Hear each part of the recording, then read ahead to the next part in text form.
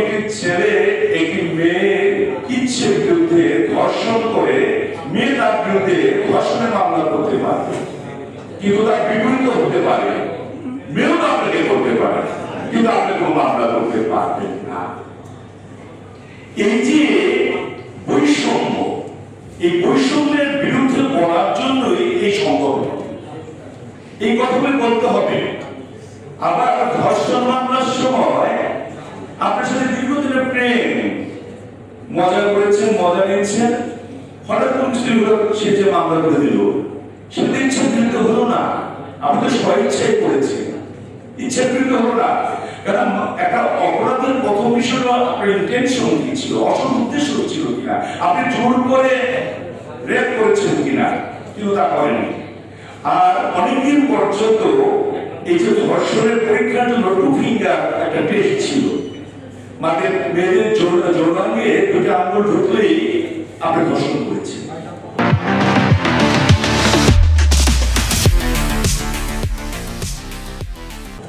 আজকাল আমরা যেভাবে সাইক্লিং করি বা যেভাবে চলাচল করি, মেয়েরা ছেলেরা, এটা যে কোনো সময় মেয়ের পরীক্ষা করলে এটা পজিটিভ আসবে, নেগেটিভ আসবে আজ পর্যন্ত।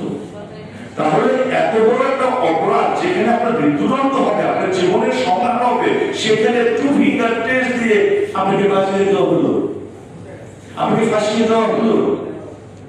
এগুলি তুলতে হবে। মেয়েরা যখন অধিকার নিয়ে তুলে, মেয়েদের পক্ষে অনেকে দাঁড়ায়, ছেলেদের পক্ষে দাঁড়ায় না। যখন গত সরকার আমলে একটা আইন করার কথা ছিল, ইসলামের পরিপন্থী, কোরআনের পবিত্র কোরআনের পরিপন্থী, সূরা আল-নিসার পরিপন্থী, যে ছেলে মেয়ে সমান সম্পদ পাবে, ওই মেয়েদের পিছনে আপনারা দাঁড়িয়েছিলেন, কিন্তু আপনারা আপনাদের একটা জান আপনারা পাবেন না। আমি লিঙ্গের বৈষম্যের কথা বলছি না, আসলে আমরা না যে উদ্দেশ্যে যাই ওই কাজটা করি না, ওই কাজটা আমরা নিজেরাই ভঙ্গ করি। যেমন এক সরকার করেছিল, এক রাজনৈতিক দল তত্ত্বাবধায়ক সরকারের জন্য আন্দোলন করে তত্ত্বাবধায়ক সরকার জারি করে পাশ করে, সে পরবর্তী তত্ত্বাবধায়ক সরকার শেষ করে দিয়েছে, বন্ধ করে দিয়েছে। আরেকটি ব্যাপার, এই বৈষম্য বিরোধী আন্দোলনটাই ছিল বৈষম্যের বিরুদ্ধে সকল প্রকার বৈষম্য, বৈষম্য জাতিগত বৈষম্য, লিঙ্গগত বৈষম্য, সামাজিক অবস্থানগত বৈষম্য, সকল বিষয়ে গোড়াপত্তির বিরুদ্ধে। কিন্তু আমার খুব খারাপ লাগছে, এই সরকার যে এই আন্দোলনের ফসল, যে সরকার সে একটা আন্দোলন করবা, সেটা আইন করেছে, আগামী সংসদ নির্বাচনে ওই কোটা রেখেছে, 50% ছিল, 100 করেছে, মেয়েদের 100টা মানে সব আসন রাখতে হবে, সংরক্ষিত আসন। কেন এটা, কেন পুরুষের বিরুদ্ধে এত অভিযোগ আপনারা দেখেন? তাহলে তো যারা বিভিন্ন শ্রেণীতে আছে, এই যে নির্বাচনের সম্পাদক পদ আছে, তারা বলতে পারে আমাদের সাংবাদিকের জন্য 5টি পদ রাখতে হবে, যারা কৃষি আছে তারা বলবে আমাদের কৃষকের জন্য 5টি পদ রাখতে হবে, যারা শ্রমিক আছে তারা বলবে শ্রমিকদের জন্য 5টি পদ রাখতে হবে, ডাক্তার সাহেব বলবে ডাক্তারের জন্য 5টি পদ রাখতে হবে, ইঞ্জিনিয়ার সাহেব বলবে ইঞ্জিনিয়ার সাহেব। আপনারা কেন এটা বলবেন? এটা তো কোটার বিরুদ্ধে হলো না, কোটার বিরুদ্ধে না, কোটাকে আপনি সমর্থন করলেন।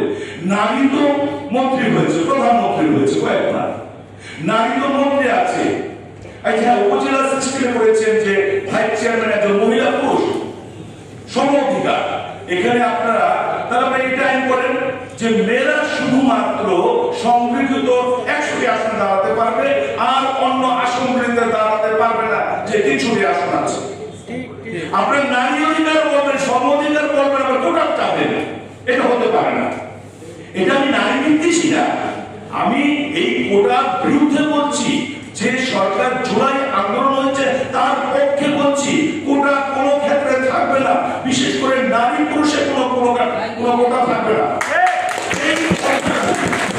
আপনাদের আজকে যেমন বলেছেন, বিভিন্ন ভাবে বলে স্মারকলিপি দিয়ে, আমি যেহেতু প্রশাসন যন্ত্রে দীর্ঘদিন ছিলাম, সচিব পর্যায়ে ছিলাম, আপনারা এই কথাগুলি তুলে মন্ত্রণালয় আছে, মন্ত্রণালয়ে দাখিল করবেন, সেখানে আলোচনা হবে, আইন হবে, আইনের ভেটিং হবে অর্থ মন্ত্রণালয় এবং আইন মন্ত্রণালয়, তারপর পাস হবে। আমার মা, যিনি আমাকে 9 মাস 9 দিন গর্ভে ধারণ করেছেন, তিনি আমার কথা শুনেননি। যখন কান্না করেছি দুধ দিয়েছেন, তাছাড়া আমাকে দুধ দেয়নি। আপনার পুরুষরা আন্দোলন না করলে, সোচ্চার কণ্ঠ না তুললে কেউ দিবে না। নিজের অধিকার নিজে